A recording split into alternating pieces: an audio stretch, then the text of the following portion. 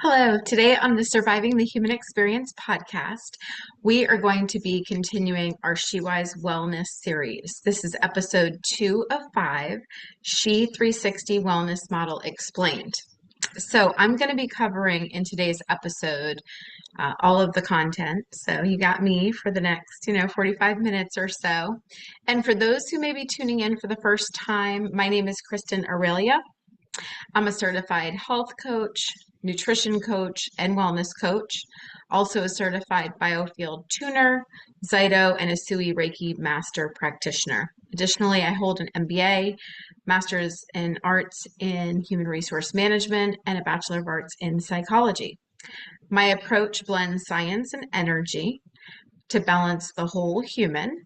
I'm a strong believer that physical symptoms are often an indication of many possible factors that might reach beyond what meets the eye.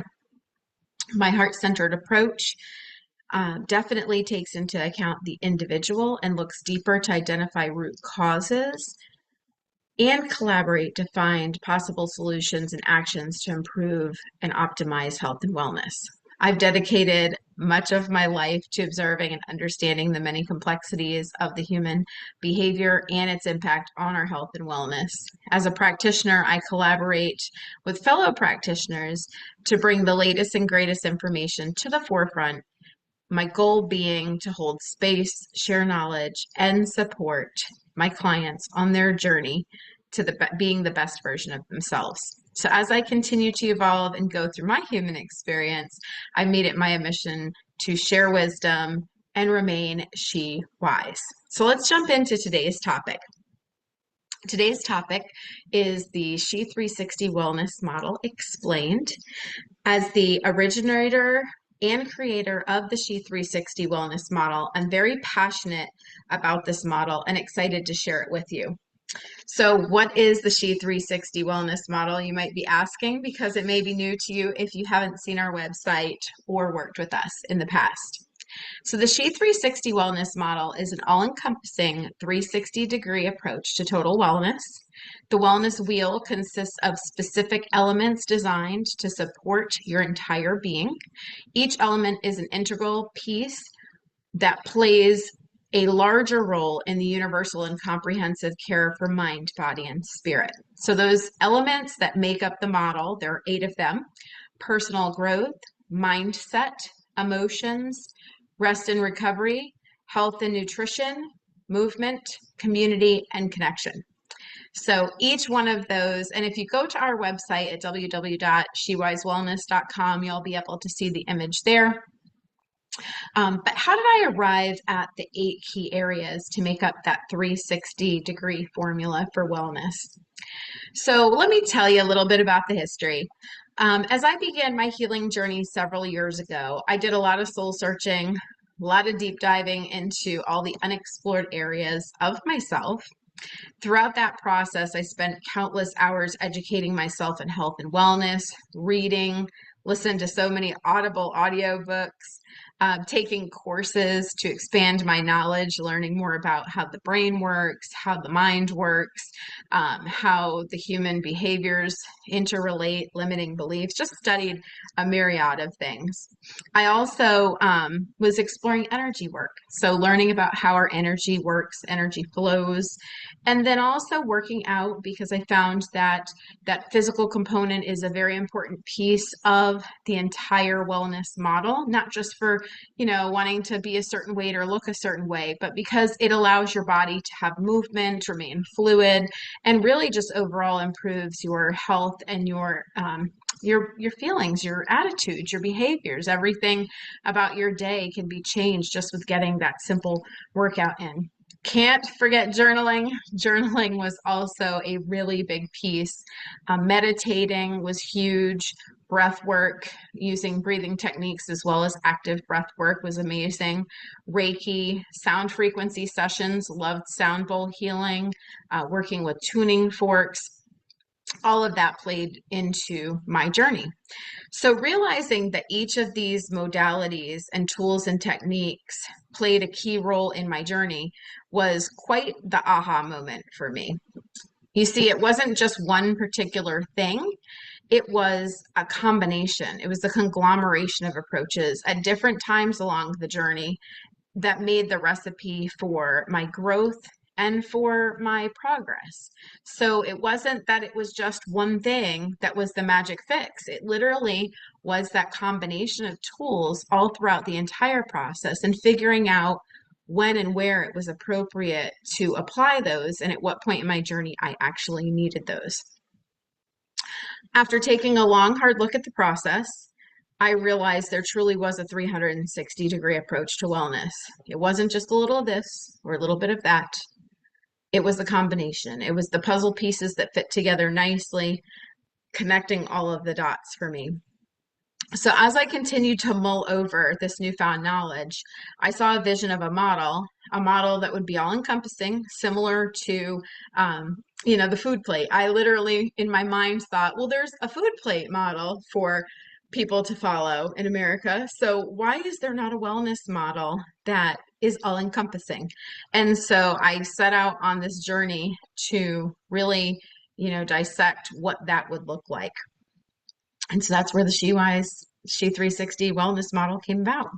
This framework is used for our health and wellness coaching. It's allowed us to explore a variety of areas with our clients, helping them be able to set and achieve goals in the respective areas that they feel need attention during that specific space and time.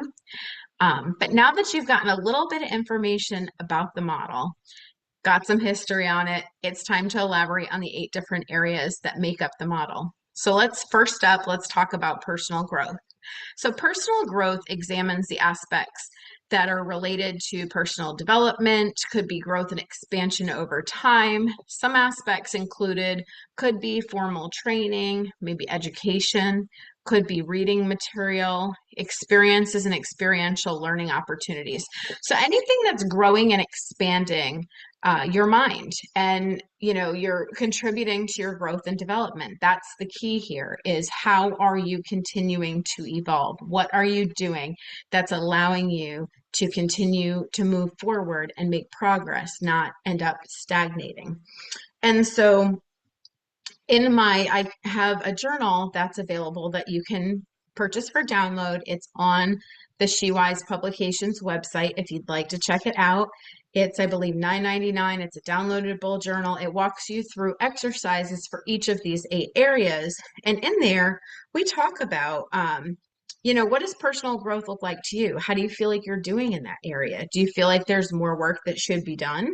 What does it look like? Getting specific. So asking you to write down things that are going to help you focus your attention there. What are you going to need to prepare for that new adventure? Maybe you've been kind of stuck in a rut and you're just getting to the point where you're like, it's time to try something new. So if that's the case, looking at what are some of the things that are untapped potential that you might want to look at. What are some new tools or skills you're looking to obtain? And then identifying some actionable items to address those areas. And then really just writing down your goals and then looking, are you doing them? Are you working towards them? Are there roadblocks? What do those roadblocks look like? And how can you remove those roadblocks so that you can achieve your goals? So that's a little bit about personal growth. So next up is mindset. Mindset is a fun one. It's a very important aspect of your overall wellness. This area examines stress management, also being present, looking at self-talk, ruminations, and the ability to be still, and so much more. So we hear a lot about mindset and people talk about it often, and it's it's kind of been a buzzword per se, and they're like, oh, you need to change your mindset, or if you didn't think that way, or you're just so negative, or whatever those thoughts might look like. People tend to bring mindset up quite a bit. And so I think it's a really important aspect that sometimes we don't really give enough attention to or pay enough attention to.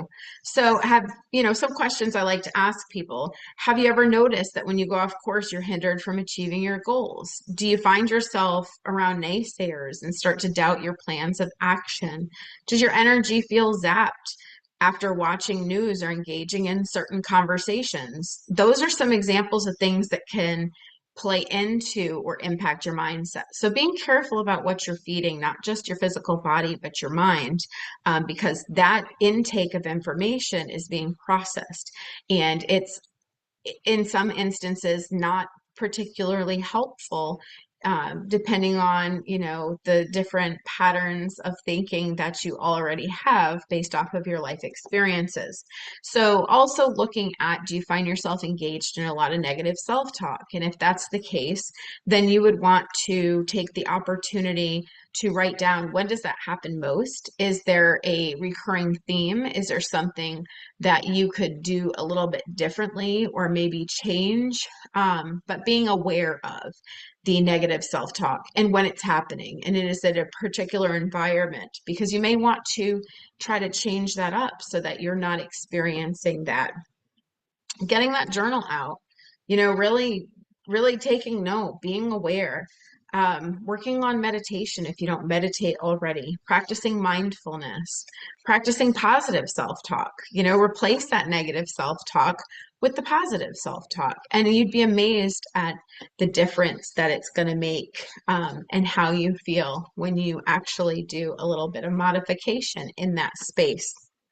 All right, so next up is emotions. So emotions is another area that's part of the 360 wellness model. And for emotions, they play a big role in your overall wellness as well. This area examines your current state of emotions and practices associated with evaluating and assessing emotions, such as journaling techniques, emotion identification, and emotion processing. Huge area. We know we have emotions. People talk about their emotions. People say you're too emotional or you're not showing enough emotion, but it's time to uncover the emotional aspect. And so when we're working with this piece of the model, we're looking at ways to restore connection with your emotions if there's disassociation occurring, looking at acknowledging our emotions, feeling the emotions, learning how to process the emotions, and moving through, making sure we move through and don't attach to. Because if we attach to our emotions, we're holding on to them. We are then internalizing, and then we turn around and we carry that forward, and that never works out well. So we really want to make sure we go through that full cycle. I call it a 4-step process of acknowledging the emotion, feeling the emotion, processing the emotion, and moving through the emotion so that you can complete the cycle and you don't get stuck. Getting stuck can be one of the most challenging things that happens. So that's why we look at that as well, to make sure that people are aware of how they feel and how they process, looking at, how do you address situations? What are your natural reactions? Are there things that need to be modified or maybe just examined or considered? What tools and techniques have you implemented when you find that you're on an emotional roller coaster and you need to figure out constructive ways to, handle your emotions or express them? Making sure you're feeling seen and heard, another really important thing. And then looking at how you react. What is your pattern of behavior when it comes to emotions? And are there areas that you'd like to work on? So that's, another area of the model that again plays a very integral role. Um, there's a lot of exercises and work on emotions in the actual journal, and I really think this is an important area because oftentimes I think people, aren't able to fully express or sometimes aren't even sure how to verbalize the emotions they're feeling. So looking at that piece is really huge. So on to the next piece. Rest and recovery. Rest and recovery encompasses activities associated with restoring and replenishing the mind, body, and spirit. Areas covered in this category include sleep and sleep patterns as well, relaxation and relaxation techniques. So a lot of times people hear rest and recovery. If you're a gym goer, you're thinking you got to take that rest day because you just, had a heavy leg day or an arm day and it's time to do some rest and recovery. If you are a person who just go, rest and recovery to you might look like just being able to veg out for a minute, watch some TV, watch a series, sit quietly in nature, go on a hike, just disconnect from the chaos of your day-to-day routines. So it could be a little bit different for everybody, but the reality is, in today's society, we are just piling things on. People are in that go, go, go mentality, that autopilot, just wash, rinse, repeat, get up, here's the routine, end the day, go to sleep, get up, do it again. And so oftentimes when we're in that space, we're not giving ourselves the proper time needed for our health to really be optimal. And so you see, different challenges. Maybe there's insomnia, or maybe there's ruminating thoughts, or there's this, as soon as you lay in the bed, you just completely pass out because your body is so exhausted, it hasn't had a chance to really appreciate rest and relaxation. So it's really important to look at sleep patterns. I mentioned that a little bit when it comes to the sleep patterns. What are you doing before bed? Are you putting down the technology and giving your brain a chance to relax and kind of wind down? Or are you a scroller right before bed and you're in bed and you're just scrolling away? And when you're scrolling, you aren't able to allow that brain to get that proper downtime so it can get itself prepared for being in a restful state. So looking at some different ways you can support your rest and recovery, that's something we work a lot with people on, because everybody's patterns are different and everybody's schedule is different. So what does that look like for you individually? And what are some things you can try? What can you incorporate? And so rest and recovery can be a challenge for people who've been on the go for so long. And so I always say to those clients, baby steps. You do a little bit at a time so it doesn't feel as overwhelming and stressful. All right, so the next topic is going to be health and nutrition. And health and nutrition covers a wide variety of areas. It looks at the big picture of your overall health, includes past and present ailments, challenges, and health concerns. Also included in this area, because there's a lot in this space, medications taken, supplements that are being taken, nutrition, and what does that look like for you? How is your nutritional intake? Are you supporting your body? Are there nutrients that are lacking? So it covers a pretty wide range in the health and nutrition side. Today's lifestyle is very conducive to always being on the go. We talked about that a little bit. Talked about living on autopilot being the norm. Also, people are taking on more and more responsibility. And as they're taking on more and more responsibility, they're finding less and less time for themselves, and they're looking for quick, easy fixes. That's why things like fast food have become increasingly popular, and you're seeing, that industry just kind of blow up in our space. A lot of times people don't feel they have the time for meal prep, and it's just easier to grab and go. Or if you're a parent of young children, you've got kids that are on various sports teams, and you're just trying to figure out how to get from the school and work to the activities and then be able to get them home in time to get everybody set for bed. Or maybe you're a business owner and you just work so much because you've got a startup and you're trying to raise a family. And there just isn't that amount of time. And so you tend to grab whatever's accessible. So in those cases, we look at things like, what are some different strategies? Is meal prep an option?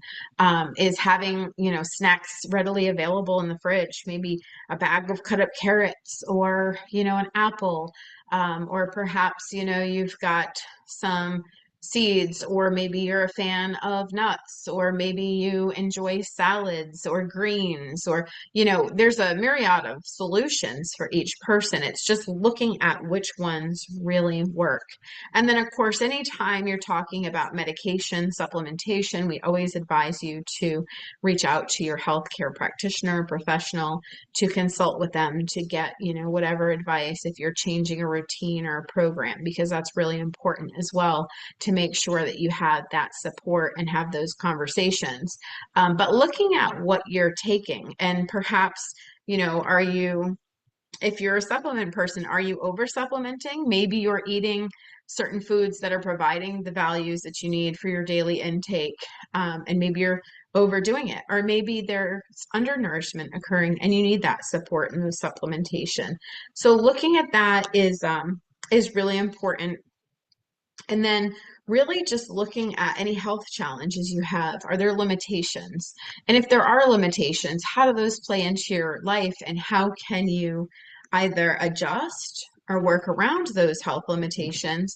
And are there ways that you can improve your health? I'm certainly sure that through analyzing your lifestyle and the things that you're doing, that there's always adjustments we can all make in our lives, regardless of what our situation is. I also like to say in this space, nutrition, going back to nutrition, it's the fuel that keeps your rocket ship going and it ensures that you're operating properly. Just like with your car, if that check engine light comes on, you got to stop, you got to look, and you got to see what's going on. The same thing happens with your body. Your body lets you know when something isn't well or there's a challenge or an issue occurring. And so stopping long enough to be able to address that or take it seriously is really, really important. Um, really just your body is your temple. It is the one thing that's with you for your entire human experience. And so if we're abusing our bodies or not properly caring for our bodies, then we tend to do more damage to ourselves. And oftentimes it's us doing that damage. But we can reverse things. You have the power to heal your body. You are able to do that. And it all goes back to looking at some formula or model that works for you that's going to help you get in the right space and get on the right track. So I say all of that because it's never too late to turn the car around. It's never too late to make adjustments and make changes so that you can change the trajectory of where you're going. Just because you've, gone a certain direction for a portion of your life doesn't mean you can't change that. So being aware and being open to the changes and what that can mean for you is really, really huge. So I share that because I think that's, a big topic and it's a big area. Also, looking at concerns that you have too. So maybe there's family history of certain things and being aware and being able to navigate and steer away from those spaces so that you can be the best version of yourself that you can possibly be. So that was a little bit about health and nutrition. My next topic that I want to cover is movement. And so movement focuses on the aspects of your life where you're incorporating physical movement in your daily routine, your weekly routine, and whatever you're doing. Some examples of daily physical movement could be exercise, formal exercise, could be stretching, could be resistance training, could be yoga, maybe Pilates. Perhaps it's just taking the stairs instead of choosing to take the elevator at work. Movement is any form of movement that gets your body up and going. We have really become a society that focuses a lot on sedentary jobs, a lot of office work, a lot of technology work, things that have really kept people sedentary. And so movement is really important. I mean, even with our younger children nowadays, kids are playing video games. They're sitting in school all day. In some cases, recess has been taken away. And movement is such a key component to our human experience. It's what keeps our blood flowing. It's what keeps our bodies, nimble. It's what keeps us able to get around and do what we need to do. And so movement in all of its forms is super important. So it's okay if you're not a gym goer and you don't want to go work out and you don't want to lift weights and you don't want to jump on a treadmill or an elliptical or a stair stepper. That's okay. It's perfectly fine. It is allowed. And so what you do is you find other ways to move. Maybe it's a brisk walk at night. Maybe, like I said, it's taking the stairs instead of the elevator. Perhaps it's, when you're at the store, you're parking farther away so that you have to walk a greater distance instead of parking at the beginning of the parking lot to get into the store faster. Looking at your challenges in this space, because we work with a lot of people who just say, I just don't have the time. I'm, sitting in traffic to get to work. I'm sitting at work all day. I'm sitting in traffic to get home. It's time to take care of the family as soon as I get home, and I can't find the time for myself. So it's those little moments throughout the day, even if it's just getting up from your desk and walking, up and down the hall for 10 minutes or so during your break or during your lunch break, going and taking a brisk walk, just doing something to get your body moving and to get things flowing. That's super, super duper important. The next topic I want to talk about is community. So community is our seventh part of the wheel, and it focuses on areas of togetherness with family, friends, spiritual family, mentors, associates, and the collective. So its community is whatever community you choose to surround yourself with. And this is an area that can be defined as a group or groups of belonging to and togetherness for a common goal or interest. So, you could have multiple communities. You might have a church community, a school community, a work community, a special interest group. There could be a whole bunch of different communities that make up your space, and that's fine. But we talk about community and this being a focus area because it is so important. It's that collaboration, it's that connection, it's the contributions that you're giving to others that all play into how you are feeling about yourself and your connectedness and all that plays into the human experience. So if you're struggling to find community, we always encourage people to look and make a list of their interests. Like, what do you like to do? What things bring you joy? What things are fulfilling for you? There might be certain hobbies or certain groups or certain categories of things that you like to do. And so you take that list and then you look to see what are some of the communities that are involved. So, for example, maybe you love animals and maybe it's getting involved with the local humane society, or maybe it's fostering animals that need homes, or perhaps, you enjoy knitting and there's a knitting club. Or maybe you're a reader and there's a book club in the community. Or perhaps you love pickleball and there's a pickleball group in the community. Or maybe there's a parent group. If you're a parent of young children and you join a mom's group or father's group, there's so many different communities to consider. And so I always encourage people to find something that makes their heart beat, makes you feel joy inside, and makes you feel fulfilled, because those are really wonderful opportunities to be part of something bigger than ourselves. It's all about, the oneness. It's the collectiveness of everyone. And then the last area is connection. So connection is defined as your connectedness and your spiritual beliefs, higher self, and all that you believe. This area looks at several aspects of your connection to include prayer, meditation, mindfulness, breathing techniques, breath work we talked about a little earlier, and any other rituals or practices centered in connection. Because taking community a step further, it's the connection. How are you connected with all the transformative energies that have been emerging? Now is a good time to strengthen your spiritual connection, right? So there's mind, body, and spirit. And oftentimes people tend to focus on their physical human form, but what is that piece that's missing in that spiritual space? Um, I think it's easy to engage in connection when you can physically see it or see the person.